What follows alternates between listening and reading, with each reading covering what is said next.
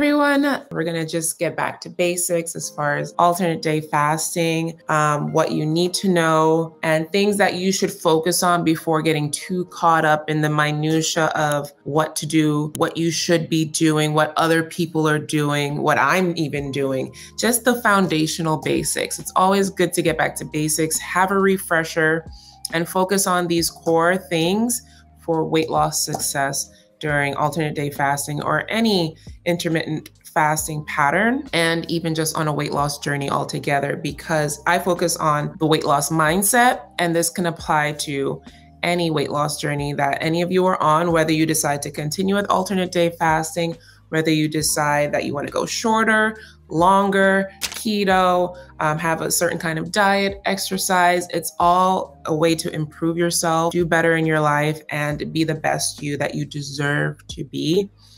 But yeah, I want you to let me know any issues that you have been experiencing alternate day fasting or on your weight loss journey. I don't want to focus too much on just ADF, because ADF, it's simple, but it's not easy. And sometimes we have those times where we're up on our journey, we're down on our journey, we're not alternate day fasting at all. We're doing 3 days a week, 4 days a week of fasting. So let me know any issues you've come across on your intermittent fasting journeys or your weight loss journeys, things that you hope to address. And I can talk about it as part of the foundational basics and how it relates back to focusing on the basics of weight loss mindset. Let me know in the comments, like, what's been going on, any issues that really are provoking you or stalling your weight loss. So also don't forget that there's always the alternate day fasting group. If you're not a part of it, on Facebook, like 9,000 members there. When you're doing ADF, eating every other day, fasting every other day, in your brain, there's a mindset that you need to think about it. When you eat on feast days, right? You're eating for 2 days, you're eating for 2. You're eating for the day you're presently in, and you're also eating enough to carry you through your fast day. Do you need an excess amount of calories to get you through your fast day? No, because that's when you'll start tapping into fat stores to use as energy. So you don't need an excessive amount of calories. My rule of thumb, my guideline for how many calories you need to be having on your feast day, I would go to a calorie calculator, right? And I would put in all my stats, whatever the age, my gender, my current weight, right? See what the maintenance total is, and that should be your minimum. Your minimum on feast day, your minimum, that means the lowest you should be going should be the maintenance number of calories. Because if you go any lower, if you go too low, like you're doing a standard regular eating everyday protocol, if you have like 1,500 to 1,800 calories on your feast day, your body will start to rebel. It is going to think that it is truly in starvation mode and start to hold on to whatever calories it can get now, because it's not being fed abundantly. The body is super smart. Never underestimate the power of the body. The body will always do what it can to preserve you. Never forget that. The body is meant to preserve you. So if the body is noticing, the body notices that you're eating every other day. Your body is like, this person is not eating as regularly as they used to. And then on the days that they are eating, it's a small amount of calories to get us through 2 days. Let's hold on to that. We're gonna hold on to the fat, we're gonna hold on to the weight, we're gonna hold on to whatever we can, we're gonna preserve. And it's not going to release. The body's going to go into preservation mode. So I think I always, since day one, since 2021, since I started talking about my alternate day fasting, I have always said, think about your calories in a way where if you split it in half, it would be like a sufficient amount of calories. So for me, say I ate 3,000 calories on feast day, and I used to, like, just because I'm 5'10", I'm built athletically, and I hold a lot of muscle. So my range is not gonna be your range. If I'm having 3,000 calories on my feast day, it breaks down to like 50 1,500 feast, 1,500 fast, 1,500 between these 2 days, which is weight loss worthy. That is a huge calorie deficit from somebody who was eating over 2,200 calories in one day to having 1,500 calories per day. That's a good amount of weight loss. But if you're having 1,500 calories and you're splitting it between 2 days, what do you think the body's gonna do? It's gonna be like, I'm dying. I'm not gonna let go of weight. What, this person, what? 750 calories per day. That's not good. That's not good. Eat more. And no, not junk. Your food needs to be a little bit more nutrient dense. You need to have a bit more. You can eat a larger portion, like have more bulk, such as a salad. Have meals. I wouldn't suggest grazing throughout the day, but your meal should be mealing, okay? And when I started alternate day fasting, I did have an app. I used MyFitnessPal. And the reason I used MyFitnessPal during the first maybe month and a half of alternate day fasting was because I did not want to make sure, I wanted to make sure I was not under eating. That was important to me because I did not want to feel faint. I did not want to feel weak. I did not want to feel moody, exhausted, and I didn't want to ruin my following fast day by being malnourished. So what I want you to do is get that calculator, find an online calorie calculator, eat at the maintenance of whatever it comes to. Forget the weight loss, forget the weight gain, whatever it says is maintenance, you should be eating that minimum and around 500 calories more to play in between. So if it says 2,300 is your maintenance, that should be the baseline of what you should be eating. And then once the body is sure that, hey, this person is giving us a bit more, then it could start releasing. It could start trusting that you're not going into starvation mode. So I hope that helps, because having too low calories is very dangerous. I promise you, and you'll feel better. You'll have more mental clarity. If you felt foggy, you'll feel a little better. You'll have more energy, okay? And you'll have a bit more room to play around with fats and proteins. Get your potatoes in, guys. It's like the complex carbs, well, you said you're keto, and stay keto if that's working for you, but it's very easy to be low calorie on keto, but it works beautifully with alternate day fasting. If you're able to hit your calorie range, stay keto, that's wonderful. It keeps your blood sugar even, your insulin regulated, no cravings. It's really the perfect diet for alternate day fasting. But if your app says 25 as maintenance, that's what you should be hitting. And you let me know after a couple of weeks of that, how that's going, and if you see the scale moving. But if you also see inches are always great. It feels good to see the waist slimming. It always feels good to see pant size, getting looser and things fitting better, and the face becoming more sculpted, and you're noticing your musculature popping out, and we love that. Those are the small wins. But if you're doing true ADF and keto and not having weight loss, there's something wrong. Here are some tips for making alternate day fasting work for weight loss. Back to basics. Firstly, and not that any of you are newbies, I always find that the most basic beginner information is always the information that refreshes you, restarts you, remotivates you, and just prepare you for the in-depth part of ADF. Just having the foundation. So number one, start slow. If you are new to fasting, start with shorter fasting periods and gradually increase the duration as your body adjusts to the new routine. There's a lot of people that ask me, did you just go into it? Did you just find ADF and just jump in? I didn't. I had previous experience with intermittent fasting. And it's not to say that you can't just dive in. It's not to say that. I find it easier if there's a warming up period. If there's a way to get the body used to skipping meals. And for me, I started with 16-8, 16 hours fasting, 8 hours eating. And I did that for months. I remember doing 16-8 after I had my son, my first son, and I lost 40 pounds in 9 months. And although not aggressive, it wasn't an aggressive weight loss. And it did considerably change how I felt about myself. That's really slow.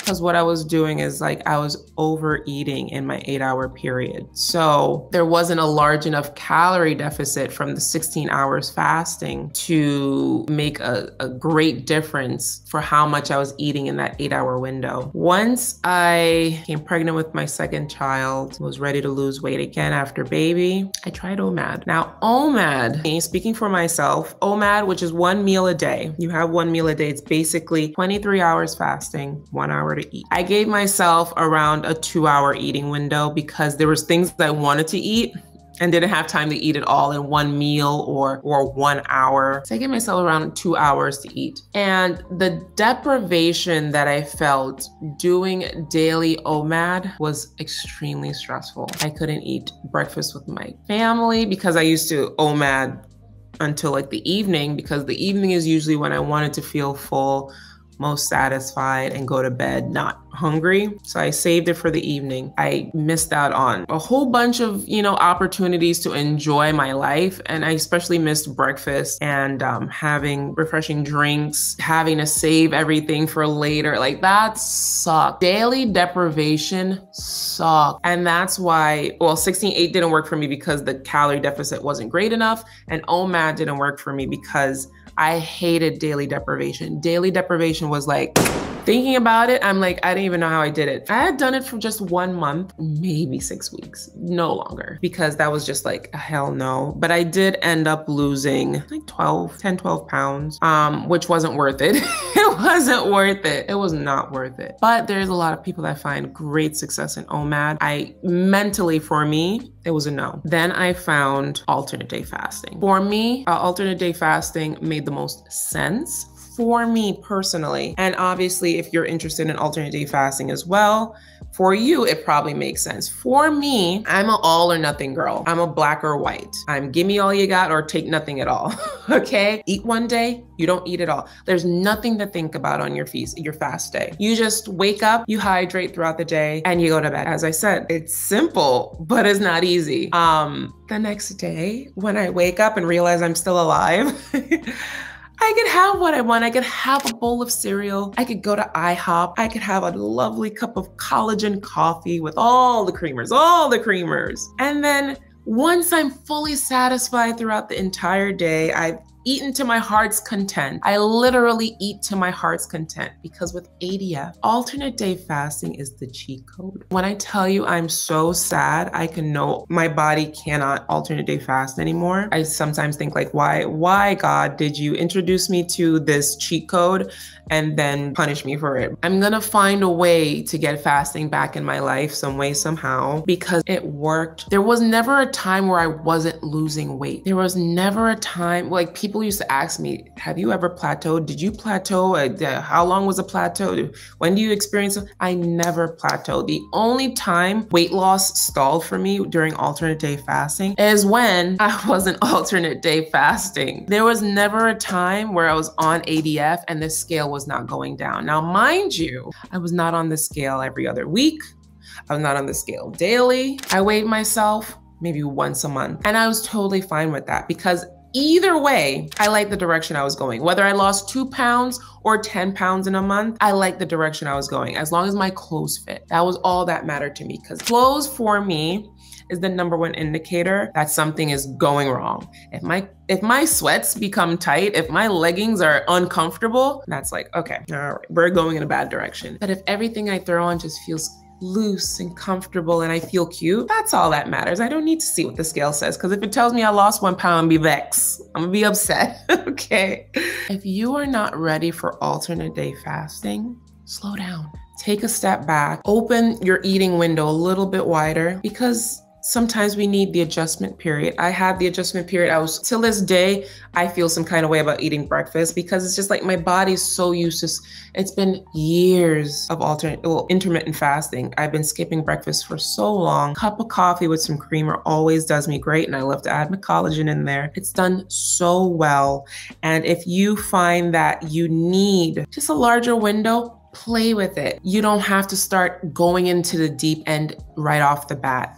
And I want you to know it's okay to start slow and to start small. ADF is aggressive, but it's aggressive for a reason, because you're going all the way there. You're pushing it to the limit. It works because it's aggressive, but you also have to know that this is a serious protocol. So if you're not ready, if you have no intermittent fasting experience, I would suggest taking a step back. You could either start off with 16/8, or actually my base is like 20-hour fasting. 20 hours of fasting is the sweet spot, I realize, for women, especially women above like a certain age. I was listening to another woman. She talks about alternate day fasting as well. And she was talking about the sweet spot for women over 40 during alternate day fasting is 20 hours, 20-hour minimum. And then anything lower than 20 hours, it's just like, you're not getting into the fat burning zone. Your body is not able to really hit those fat stores with a protocol lower than 20 hours fasting. So if you really want to get something out of your fasting protocol, 20 hours fasting is a beautiful way to start. And maybe I'll try that, because 36 hours is just too much for me. And one more thing on the length of fasting. I had done a video where I was using the Lumen. And Lumen is a device that you blow into, like a breathalyzer, and it's used especially when fasting or, before working out, when you wake up in the morning, just to gauge what mode you're in, what mode, whether you're burning carbs or burning fat, are you in any kind of fat burning mode. And you blow into it and it analyzes your breath. And what I realized, I had done it after a 36-hour fast, and it told me a couple times after my 36-hour fast. So I shortened the window. I love experimenting. It's the science in me. I shortened the window and I did a 20-hour fast. When I stopped eating a good period in the evening. So like around 6 p.m. I stopped eating, slept through the night, and didn't eat again until didn't wake up until around 8:30-ish. But I did the Lumen test and it said I was in fat burning mode. Okay. And I did this a couple times and the same result came up. Lumen is able to gauge whether you're in fat or carb burning mode. And so sometimes 36 hours is too long for your body. And that's why ADF doesn't work for everyone. I would truly say intermittent fasting works for everyone, because no human should be eating around the clock. Every human needs a time to stop eating. We are designed to not be in digestive mode all the time. And so every human will benefit from intermittent fasting, but the length is very varied. Sometimes we're all not meant for 36-hour fasts. Sometimes 20, sometimes 16, sometimes 24. It's important for you during your start slow, play around and see what feels best. Number 2 tip, make alternate day fasting work for weight loss. Don't focus on the scale, because once again, fasting triggers fat loss. And unless you have some fancy biometric water weight delineating scale from 3032, your scale is not gonna tell you how much fat you lost, you had a bowel movement for the day, if you're on your period, if you drank water, if you peed, if you're wearing clothes. It's just, there's too many factors. So just focus on having a set schedule. Write it on your calendar, put it in your notes or whatever. Have a set date for when you are going to weigh yourself. Because one of the biggest self-sabotage acts I see being made, consciously and unconsciously, is people getting on the scale way too often. They feel like there's a sense of entitlement, which of course, if you're putting in the work, you expect the results. But that comes down to a trust you have with yourself. If you are doing what you are supposed to be doing, you're going to get to your destination. If you are doing what you're supposed to be doing, promise you, in anything in life, you're going to get to your destination. Here's the thing though, it's not about if you're gonna get there. People don't worry about if they're gonna get there. If you're doing the right thing, you're gonna get there. Here's the problem. The problem is people wanna get there quick, fast, in a hurry. Mic drop. People want to get there quick, fast, in a hurry, and I don't blame you. If we don't see a major change or a major drop or a major scale change in a certain amount of time, we become discouraged, we give up. All these things on the scale determines whether we're doing the right thing. And who doesn't want to be told that they're doing the right thing? It's not, nobody's going to come and be like, hey, yeah, you're doing the right thing. So the scale is going to tell you, oh yeah, what you're doing is working because, hey, look, you lost 7 pounds in a week. Of course, you want to see that. When you start having a sense of entitlement, like this scale better show what I want it to see, you're going to be discouraged if you don't see what you want. No matter how good you've been doing, no matter how great you've been doing, if you have been doing ADF for a solid week and you only saw that you lost 1 pound, you're gonna be mad. You're gonna be mad, no matter how great you were doing, no matter how well you were cruising through it, you were just loving fast days, you were having mental clarity, and you were journaling, and you were understanding your emotional triggers, and you were exercising.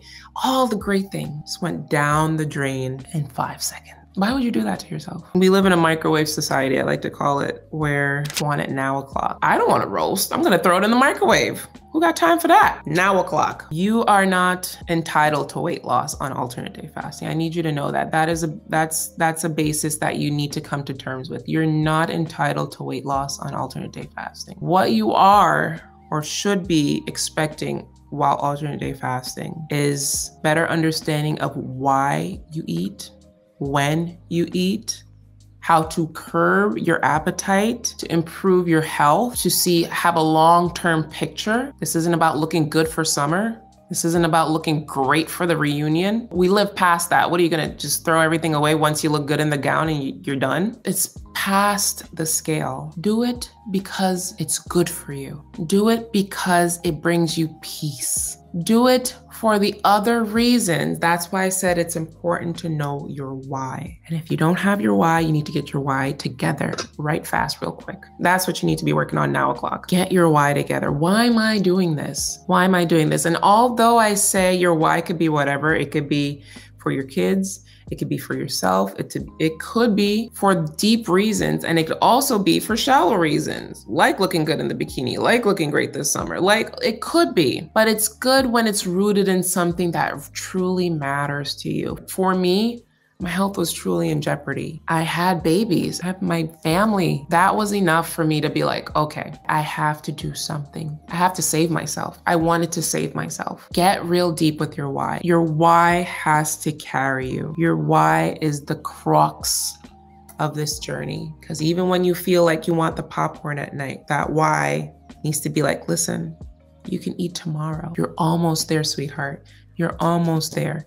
Just finish the night out, go to bed early, have some hot tea, and go to bed. That's what I'm gonna do. Hot tea at night, if you struggle at night, something about hot tea, hot liquids, it satisfies. I swear, I don't know what it is. When I was clean fasting, I even just had boiling water, like just boiling water, just hot water in a cup. Hot liquids satisfies. 3, stay hydrated. Drink plenty of water and other non-caloric beverages during your fasting day to help you stay hydrated and avoid hunger pangs. Although in previous videos, I said beware of drinking too much, that doesn't mean don't drink at all. You should be staying hydrated throughout the day. Whew. What saved me I'll never forget this, like yesterday, I remember my first day on alternate day fasting, I was freaked out. I was like, oh my God, I'm really gonna go the whole day and not eat? Like I'm really doing this? In my head, like I'm having this, Colleen, you're really gonna do this? No, you're not gonna do this. You can't do this. This is crazy. You're not gonna eat the whole day. I remember I had like this hot pink, aluminum thermos drink, right? And I had it the entire day with me. And that time I was using a crutch, and those were the 4C lemonade packs, right? And it had 5 calories a pack, and I got them from the dollar store or whatever. And I had half, in each container of drink. And I sipped that the entire day, full of ice and my little 4C flavoring. And I sipped it through the entire day. And it got me through at night when I was watching shows with my family, because that is a part of my day where it's not because I was hungry, but because that was a part of my daily habit. Sit down in the evening, relax, and eat. Daily habit. Whether I was hungry or not, sit down and eat because I'm relaxed now. And that's why it's really important to start realizing your emotional cues, your habit cues, what things trigger you to eat, because you're not hungry. You're just used to doing this, right? Keep water on you. Whether it's room temperature, ice cold, sipping tea.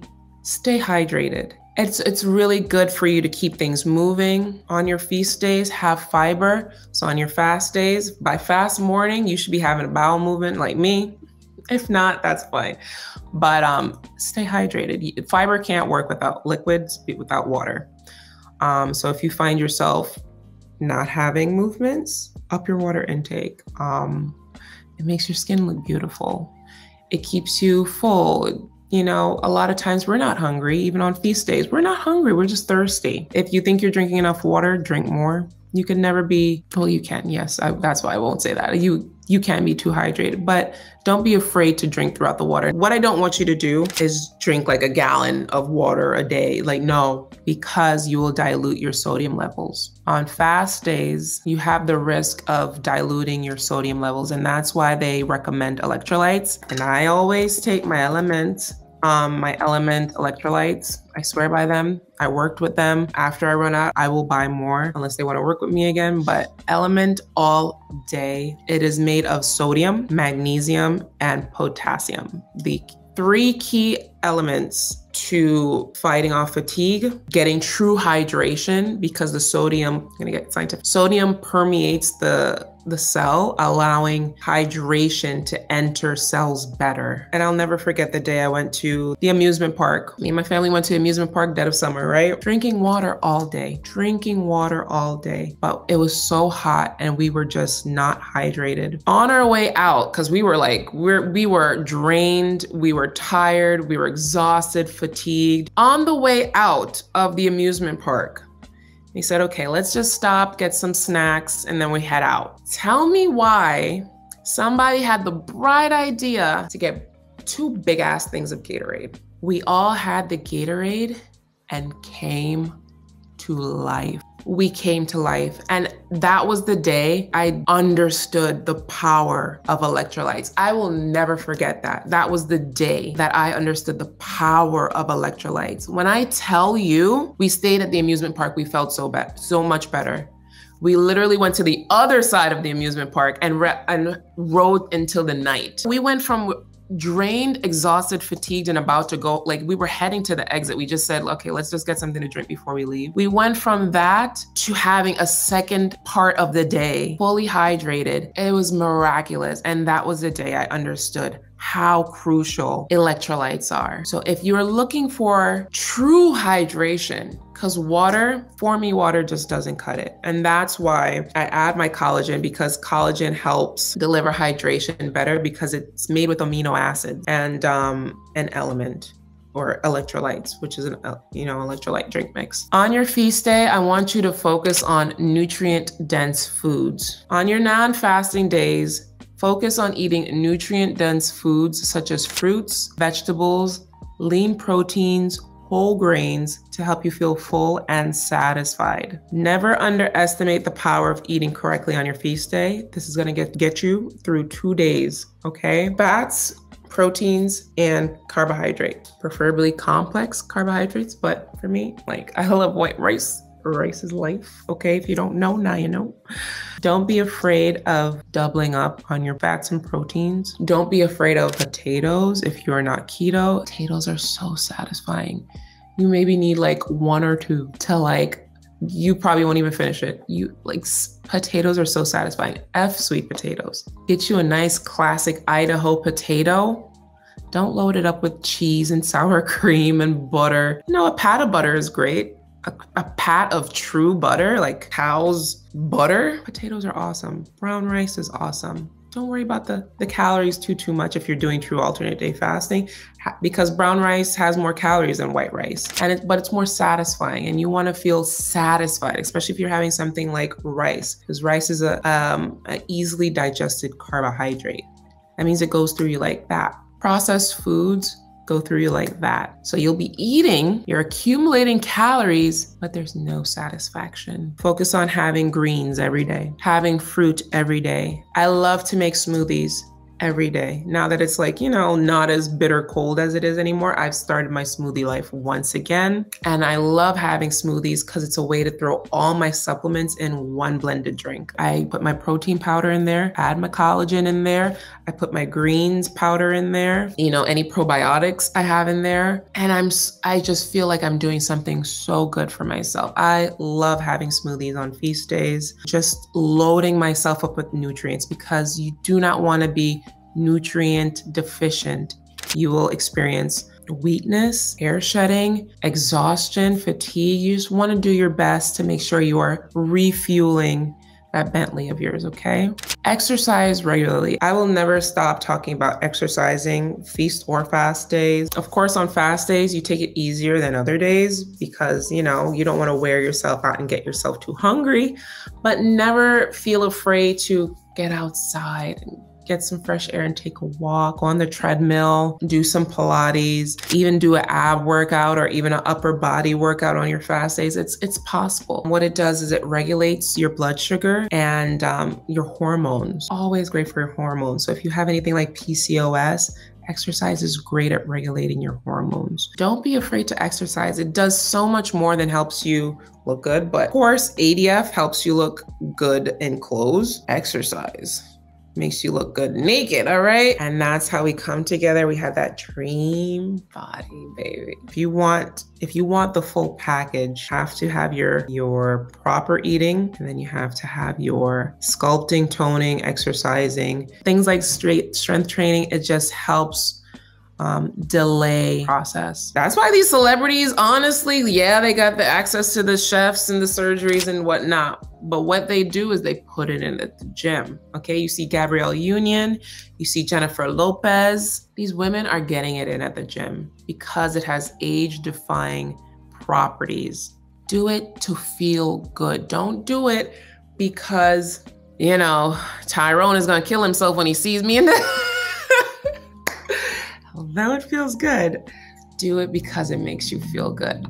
Strength training makes me feel awesome. And at first, when I was doing the more physical aspect of my job before I became a supervisor, it helped me work better. I was doing a lot of lifting, lowering, placing, picking up, pushing, and I wanted to make sure I was prepared for that job.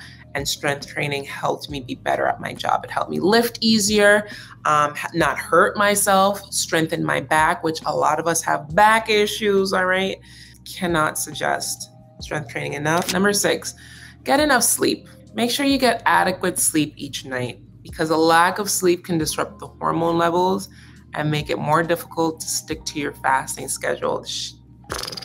That's no lie. If you want to succeed on any weight loss journey, okay, not just alternate day fasting, preaching to the choir with this one, getting adequate sleep as a society, in today's modern society, like I'm writing an essay, we do the bare minimum when it comes to sleep. We do the bare minimum. If we know we have to get up for 7 o'clock, we're gonna push it as far as it can, like 5 hours of sleep. Oh, I'll be fine. You're not fine. You're not fine. And what happens when you are lacking sleep? You start creating a sleep deficit throughout the week.